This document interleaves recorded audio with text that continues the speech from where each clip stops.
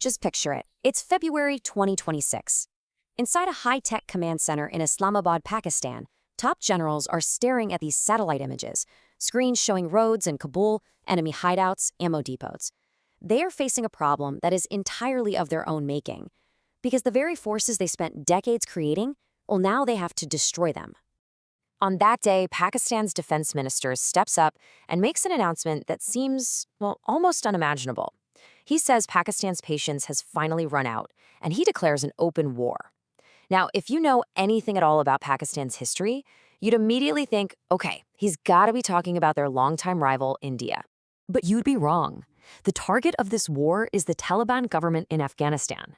Yeah, the same Taliban that was basically brought into existence, trained, and funded by Pakistan's own intelligence agency, the ISI.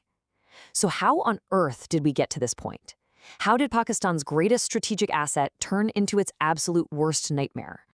So that's what this is all about, an unimaginable war. You've got a nation locked in this incredibly bloody conflict with a group it literally spent decades building up from scratch. And, like any war, the real price is being paid by ordinary people, with over 100 civilians dying every single week. To really understand why this is all happening, we have to go back, way back, to the very beginning of this incredibly messy relationship. So let's dive into how Pakistan's own proxy was born in the first place. Back in 1994, a convoy of ISI officers drives out to meet this one-eyed teacher from a small religious school, a guy named Mullah Omar. And the deal they offered him was pretty simple. Pakistan gives you the weapons, the money, and the training. In return, your group, the Taliban, will take over Afghanistan and, do what Pakistan wants. The ISI sent them oil tankers, a huge amount of weapons, and the religious schools inside Pakistan basically became recruitment centers. And you know what? It worked. In just 2 years, the Taliban captured Kabul. So the big question is, why? Why would Pakistan do this? Well, it all boils down to this one single foreign policy idea: strategic depth. The whole policy was designed to make sure there was a friendly government in Afghanistan, creating a buffer zone they could use against their main rival, India. But then came 9/11, and just like that, the world changed overnight. This event forced Pakistan into this incredibly dangerous balancing act, a double game that would eventually have some truly explosive consequences.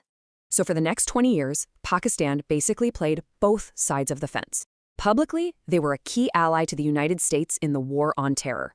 But secretly, behind the scenes, they were giving safe havens, training, and money to the exact same Taliban leadership the Americans were fighting. So when America finally pulled out of Afghanistan in 2021 and the Taliban just swept back into power, Pakistan actually celebrated.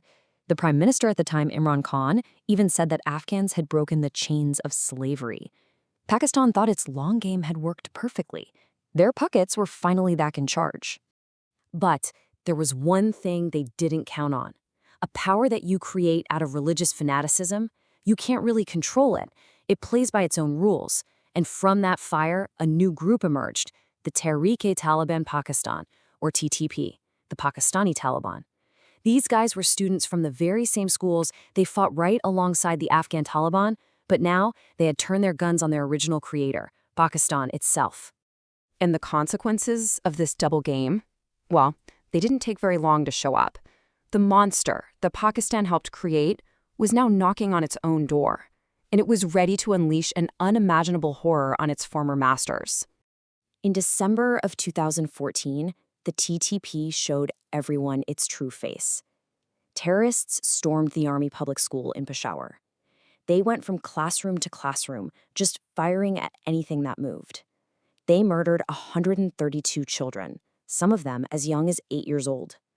Teachers died trying to shield their students. All told, 149 people were killed. That attack is almost universally described as the darkest day in Pakistan's history. It created this deep national trauma, and it cemented the TTP as a mortal enemy of the state. There was absolutely no turning back after that. And things just got worse. After the Afghan Taliban came back to power in 2021, the violence just exploded. Now, what's really wild about this slide is the sheer speed of the escalation. In 2024, you have over 2,200 people killed in terror attacks. Just 1 year later, in 2025, that number nearly doubles to over 4,000. The TTP, feeling totally emboldened, was waging an all-out war. And that brings us right back to today and to a strategic mess that is so tangled it really seems like there's no way out. Pakistan is now trapped in a war with no exit. Pakistan's demand, at least on the surface, is really simple.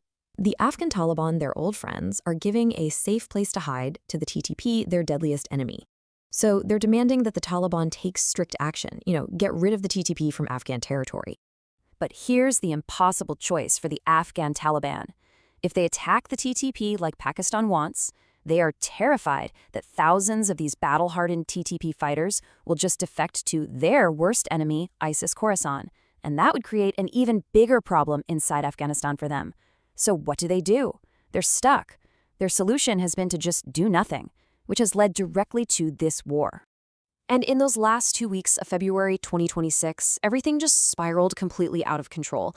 After a deadly TTP attack on a border post, Pakistan launched a full-scale military offensive across the border. And this wasn't some small skirmish. We're talking massive airstrikes on multiple cities, which was then followed by that formal declaration of open war. The human cost has just been devastating. On March 16th, during the month of Ramadan, a Pakistani airstrike hit the Omed Addiction Treatment Hospital near Kabul. Afghanistan claims over 400 people were killed, including children.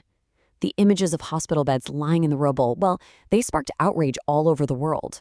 And this brings us to the ultimate, just tragic irony of this entire story. Remember strategic depth? The whole reason Pakistan created the Taliban was to have a buffer against India. Well, today, that very same Taliban is signing trade agreements and handing out construction contracts to Indian companies. The entire policy has backfired in the most spectacular way you could possibly imagine. So in the end, Pakistan lit a fire next door to protect its own house from a threat it thought was coming. But that fire has now jumped the fence and its own house is on fire. The question that remains, not just for Pakistan, but for the entire region is this: will Pakistan be able to put out the flames it started? And how many more innocent people will be lost in the process?